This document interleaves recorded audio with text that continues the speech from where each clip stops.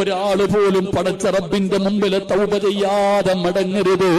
ഇല്ലടാ സിറാജ്, എത്ര പറഞ്ഞാലും നന്നാകില്ല, എത്ര പറഞ്ഞാലും നന്നാകില്ല. ധിക്കാരിയെ പോലെ പോകാനാണ് നിന്റെ തീരുമാനമെങ്കില് അല്ലാഹുവേ, നിന്റെ മരണം എങ്ങനെയാകുമെന്നറിയോ? നിന്റെ അവസാനത്തെ വാക്കെങ്ങനെയാകുമെന്നറിയുമോ? അഹങ്കാരത്തോടെ ധിക്കാരത്തോടെ നന്നാകാ മനസ്സില്ലാതെ അല്ലാഹു തന്ന അവസരം തട്ടിക്കളഞ്ഞിട്ട് പോകാനാണ് നിന്റെ തീരുമാനമെങ്കില് നിന്റെ അടുക്കൽ എല്ലാവരും വരുമല്ലോ. മരിക്കാൻ കിടക്കുന്ന സമയത്ത് നിന്റെ ചാരത്ത് വന്നിട്ട് ഷഹാദത്ത് കലിമ പറഞ്ഞു തരുമല്ലോ. നിന്റെ അവസാനത്തെ വാക്ക് അല്ല തന്നെ പറയുകയാ, വഇൻ ശഹിദൂ അലാ അൻഫുസിഹിം അന്നഹും കാനൂ കാഫിരീൻ.